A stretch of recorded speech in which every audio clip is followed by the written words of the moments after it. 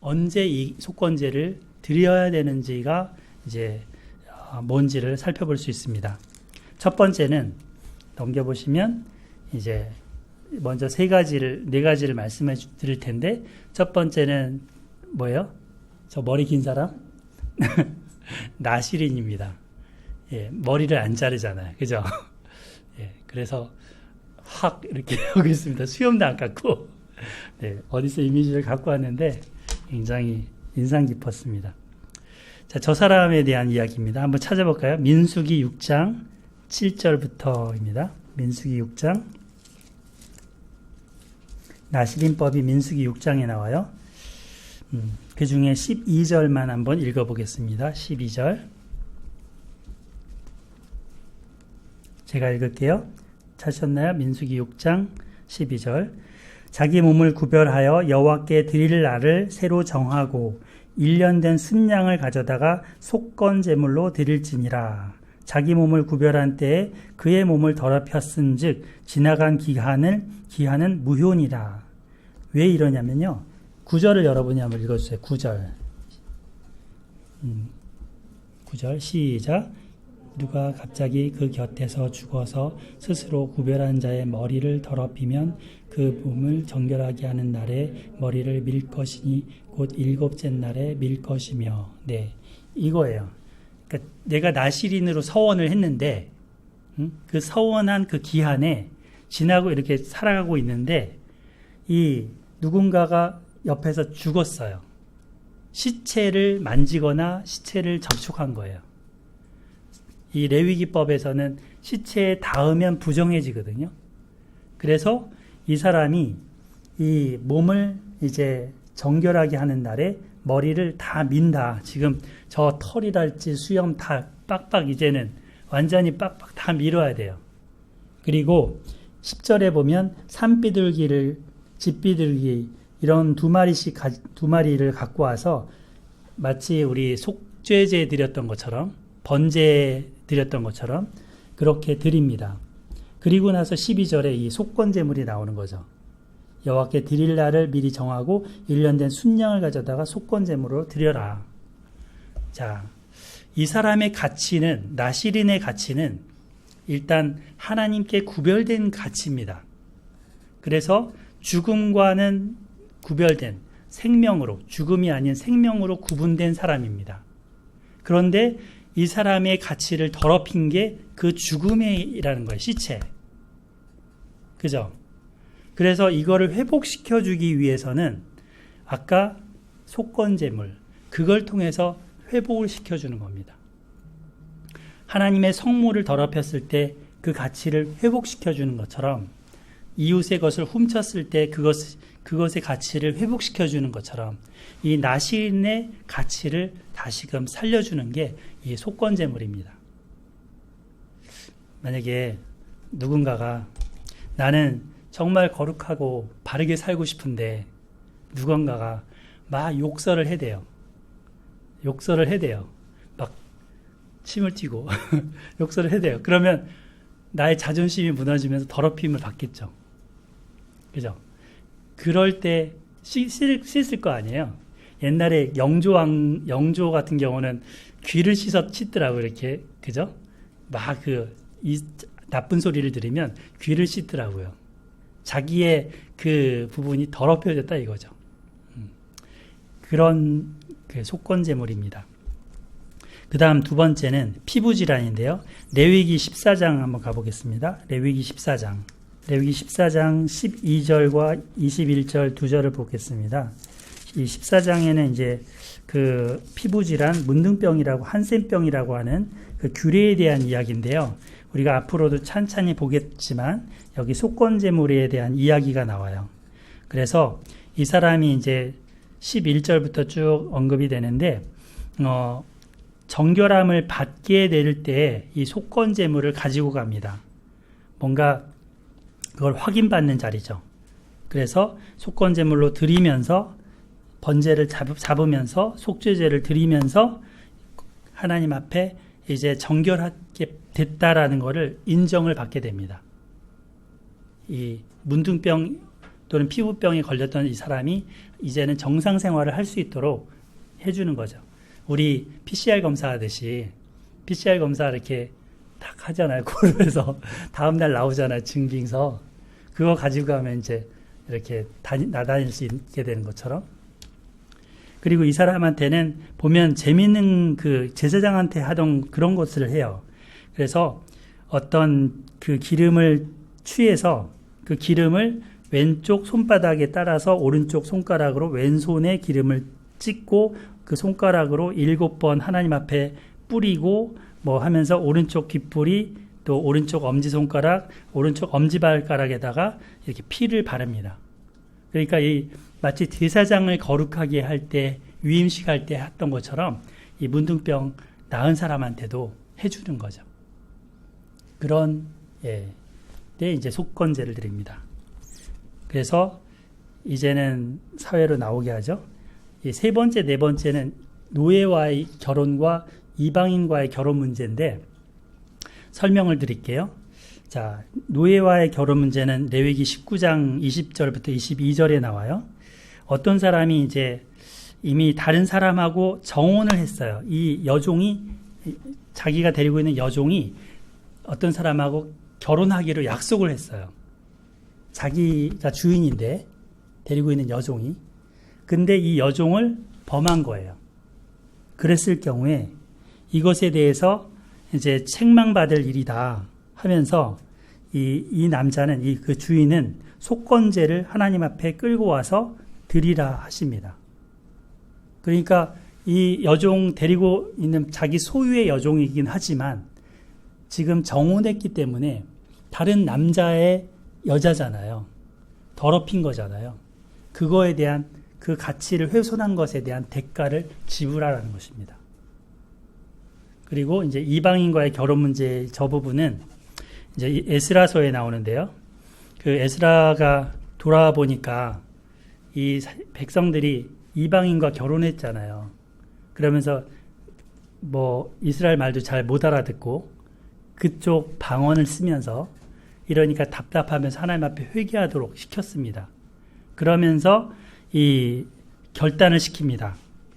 그 아내를 내보내기로 서명을 하게 합니다. 그리고 그 이방인과 혼인했던 거를 하나님 앞에 죄라고 인정하게 하고 순양 한 마리씩을 속건제물로 드리게 합니다. 그러니까 이런 문제들이 뭔가 더럽힘을 받은 것, 가치가 떨어진 것을 회복시키는 절차상에 이 속건제물, 배상제물이 쓰였다는 것을 알 수가 있습니다. 그 다음에 다음 한번 보실까요? 블레셋과의 속건제입니다. 블레셋 백성이 했던 속건제인데 이와 같은 경우는 하나님의 언약궤가 블레셋으로 갔었죠. 저때 그 에그론, 가드, 또 아스돗 저런 데서 여러 가지 전염병이 막 생긴 거예요. 그래서 저 사람들은 하나님의 언약궤가 왔기 때문에 우리에게 이 질병이 걸렸다.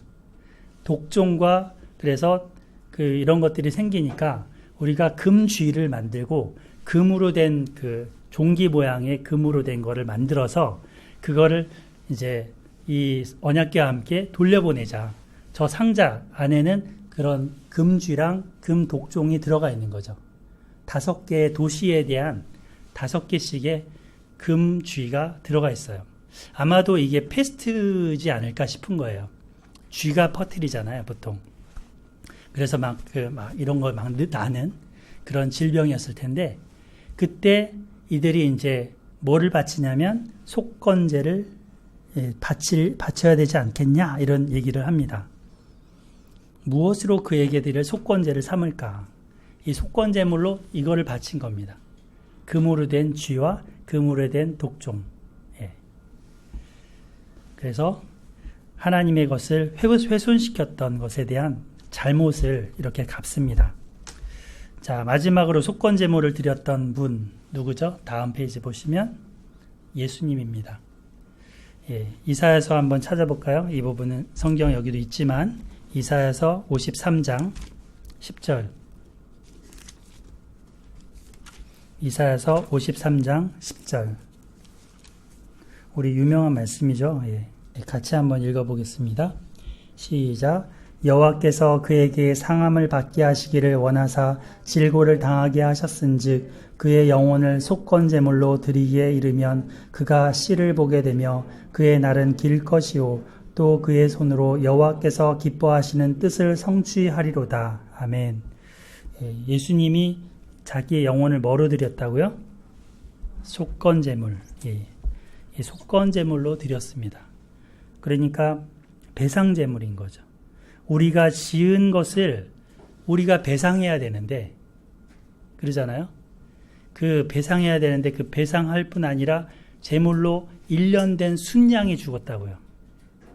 1년 된 순양이면 태어나서 1년 지나서 가장 건실하고 튼튼한 양이에요. 그 어린 양이 죽임을 당한 것처럼 예수님이 자신이 죽임을 당하는 거죠. 그래서 우리의 속건제물이 되십니다. 우리의 모든 허물과 죄를 대신하셨습니다. 아까 대속물이라는 말씀도 하셨었죠. 2007년에 밀양이라는 영화가 나왔었습니다. 그 이청준이라는 그 소설가가 쓴 벌레 이야기를 소설인데 그걸 원작으로 하고 있습니다. 이 영화가 나왔을 때 한국 기독교에서는 굉장히 많이 디펜스 하려고 이거에 대해서 이렇게 잘못됐다 이렇게 이야기를 했었습니다. 그런데 이 영화가 보여주는 메시지가 또한 있습니다.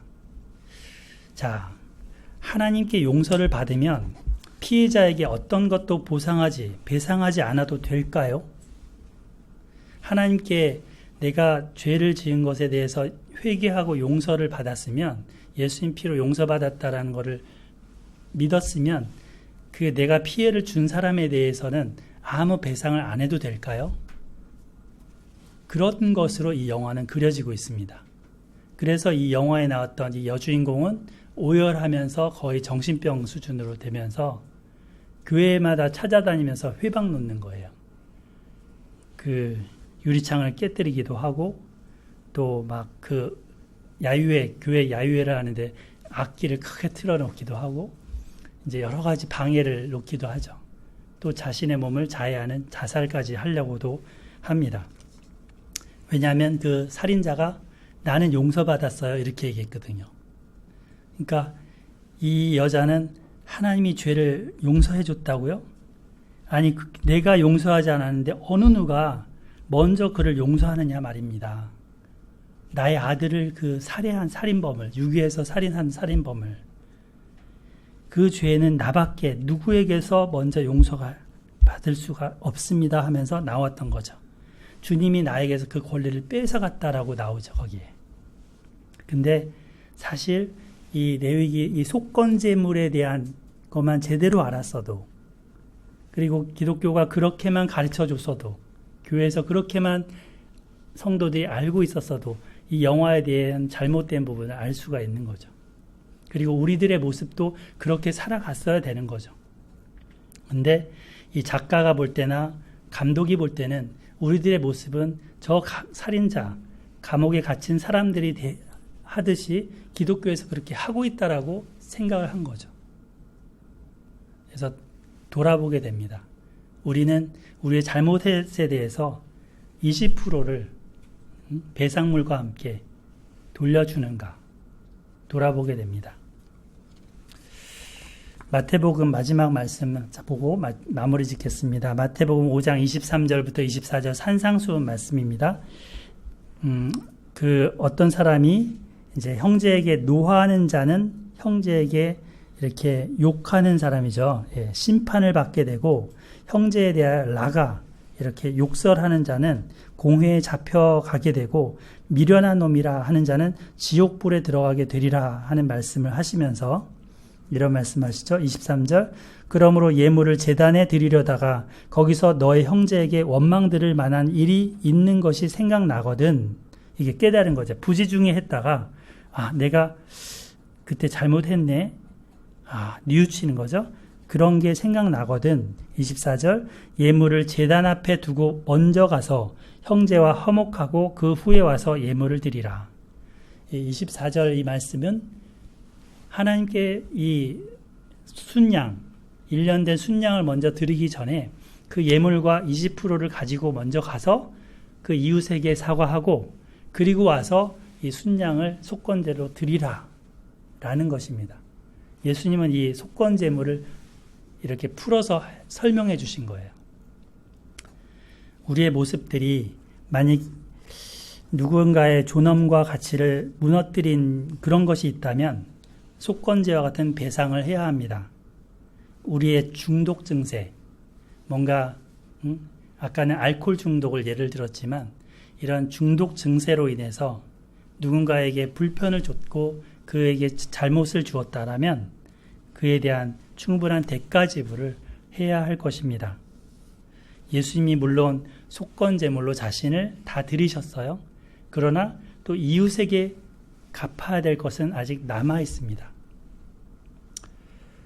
예, 주님께서 이렇게 말씀하시죠. 예, 여기서 그 후에 와서 예물을 드리라. 죄는 하나님과 사람 앞에 빚을 지는 것과 같습니다. 그래서 갚아야 하는 것입니다. 그 대가 지불에 있어서 하나님 편에 또 사람 앞에 해야 할 것들이 있습니다. 이런 것들을 이제 우리는 내려놓고 찾아가서 사과하고 용서를 구할 수 있어야 하겠습니다. 부모가 자녀에게 욕설을 할 수도 있죠. 또 자녀가 부모에게 대들 수도 있죠. 또 형제 간에 서로 불화할 수도 있죠. 돈 문제를 가지고나 여러 가지 감정을 가지고 부부 간에도 저희도 아내랑 이번 주에 조금 약간 갈등이 예. 근데 그런 실수와 잘못을 할 수밖에 없는 연약함이 우리 누구나 있습니다. 그러할 때 우리가 그것을 인정하는 것 그리고 배상함으로써 관계의 회복이 일어날 수 있습니다. 더 좋아질 수 있어요. 그런 갈등이 있기 전보다 더 친밀해질 수 있어요. 주님은 이것을 우리에게 원하십니다. 네, 말씀을 마치겠습니다. 제가 한 절 읽고 기도하겠습니다. 누구든지 여호와의 성물에 대하여 부지 중에 범죄하였으면 여호와께 속건제를 드리되 네가 지정한 가치를 따라 성소의 세겔로 몇 세겔 은에 상당한 흠 없는 순양을 양떼 중에서 끌어다가 속건제로 드려서 성물에 대한 잘못을 보상하되 그것의 5분의 1을 더하여 제사장에게 줄 것이요 제사장은 그 속건제의 순양으로 그를 위하여 속죄한 즉 그가 사함을 받으리라. 아멘. 하나님 아버지, 하나님께서 저희들을 사랑하셔서 이 귀한 제사 제도를 살펴보게 해주셔서 감사합니다. 주님, 저희들이 연약하고 부족해서 때로 정말 이웃에게 하나님께 민폐를 또 하나님께 폐를 죄를 허물을 지을 때가 있습니다. 주님, 저희들이 허물을 대신하여서 예수님께서 속건제물이 되어주셔서 감사드립니다. 주님, 갚을 수 없는 그 막대한 1만 달란트 빚을 다 탕감해 주신 것을 감사드립니다. 주님, 저희들도 이제는 나아가서 주님, 저희들에게 스스로 잘못했다고 생각하는 그 사람에게 사과하고 또 용서를 구하고 화해를 청할 수 있게 해주시옵소서. 충분한 배상을 함으로써 정말 이전보다도 더 아름다운 관계가 회복되게 하여 주시옵소서. 저희들의 힘으로는 할 수 없습니다. 그 사람이 받아들일지 안 받아들일지는 주님께 맡깁니다. 주님께서 도와주실 것을 믿고 의지합니다. 하나님 함께해 주심을 감사드리며 예수님의 이름으로 기도드렸습니다. 아멘.